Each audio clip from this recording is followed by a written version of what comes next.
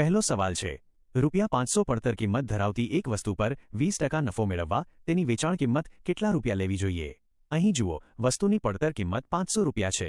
આપણે એના પર 20% નફો કમાવવાનો છે, એટલે 120% કરવા પડે. ટકાના 2 મીંડા ઉડી જાય અને 12×5 = 60 થાય, એટલે સીધી ₹600 વેચાણ કિંમત મળી જાય. ઓપ્શન સી સાચો જવાબ છે. હવે આગળ જોઈએ. બીજો સવાલ છે, એક વસ્તુ અમુક રૂપિયામાં વેચવાથી 12% ખોટ જાય છે, તો તેનાથી બમણી કિંમતે વેચવાથી કેટલા ટકા નફો થાય? ધારો કે મૂળ કિંમત ₹100 છે, 12% ખોટ એટલે વેચાણ કિંમત ₹88 થાય. હવે કિંમત બમણી કરવાની છે, તો 88ના ડબલ ₹176 થાય. ₹100ની વસ્તુ 176માં વેચાય તો સીધો 76%નો નફો થાય. ઓપ્શન સી સાચો જવાબ છે. હવે આગળ જોઈએ. ત્રીજો સવાલ છે, ₹200ની પડતર કિંમત ધરાવતું રમકડું 10% ખોટ ખાઈને વેચતા તેની વેચાણ કિંમત કેટલા રૂપિયા ઉપજે? વસ્તુ ₹200ની છે અને 10% ખોટ ગઈ છે. 200ના 10% કાઢવા એક મીંડું કાઢીએ એટલે ₹20 થાય. 200માંથી 20 બાદ કરીએ એટલે ₹180 વેચાણ કિંમત મળે. ઓપ્શન સી સાચો જવાબ છે. હવે આગળ જોઈએ.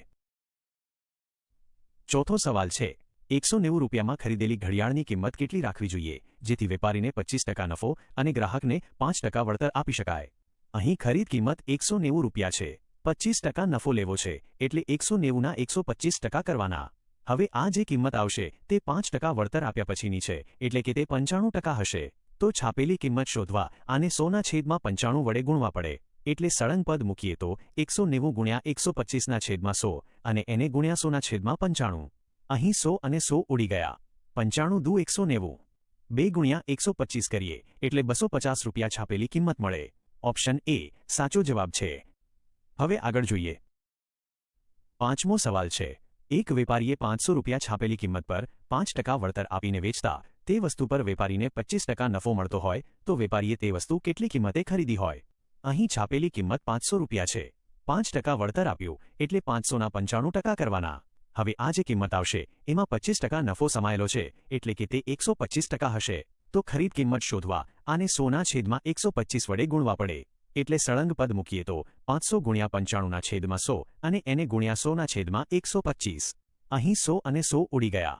125 ચોક 500. 4 × 95 કરીએ એટલે ₹380 ખરીદ કિંમત મળે.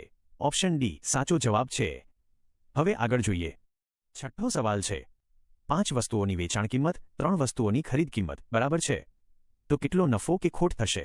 અહીં આંકડા ફેરવી નાખવાના. ખરીદ કિંમત ₹5 અને વેચાણ કિંમત ₹3 ધારી લો. 5ની વસ્તુ 3માં વેચીએ તો ₹2ની ખોટ જાય. ₹5 પર 2ની ખોટ એટલે 2/5. ટકાવારી માટે 20 દુ 40% ખોટ થાય. ઓપ્શન ડી સાચો જવાબ છે. હવે આગળ જોઈએ. સાતમો સવાલ છે, એક વેપારીએ ₹4000નો માલ ખરીદ્યો. અડધો માલ 10% નફાથી વેચ્યો.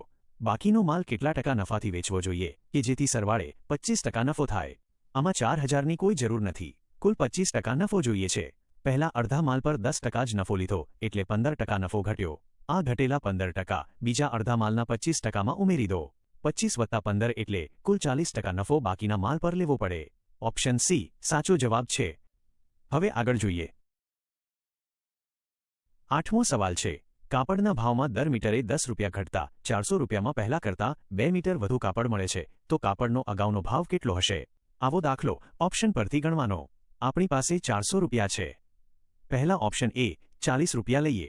₹400માં 40 લેખે 10 મીટર કાપડ આવે. હવે ભાવ ₹10 ઘટે એટલે 30 થાય. 400ને 30 વડે ભાગીએ તો જવાબ પોઈન્ટમાં આવે, એટલે ઓપ્શન એ ખોટો. હવે ઓપ્શન બી ₹50 લઈએ.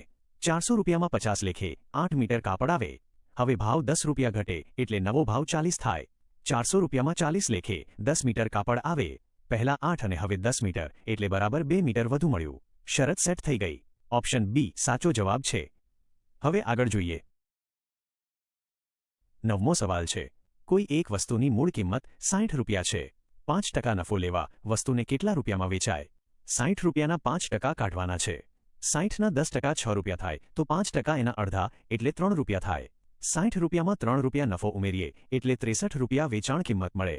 ઓપ્શન બી સાચો જવાબ છે. હવે આગળ જોઈએ. 10મો સવાલ છે, એક વસ્તુ ₹400માં વેચતા વેચાણ કિંમતના 10મા ભાગનો નફો મળતો હોય તો તેની પડતર કિંમત કેટલા રૂપિયા હોવી જોઈએ? નફો વેચાણ કિંમતનો 10મો ભાગ છે. વેચાણ કિંમત 400 રૂપિયા છે, એનો 10મો ભાગ એટલે 40 રૂપિયા નફો થાય। 400 રૂપિયામાં વેચવાથી 40 રૂપિયા નફો મળતો હોય તો 400માંથી 40 બાદ કરીએ એટલે 360 રૂપિયા પડતર કિંમત મળે। ઓપ્શન એ સાચો જવાબ છે। મિત્રો, આ શોર્ટકટ ટ્રિક્સ ગમી હોય તો વિડીયોને લાઇક કરજો અને શેર કરજો। રોજ આવી જ ટ્રિક શીખવા ગણિતની રમઝટને અત્યારે જ સબસ્ક્રાઇબ કરી લો। મળીએ આવતા વિડીયોમાં।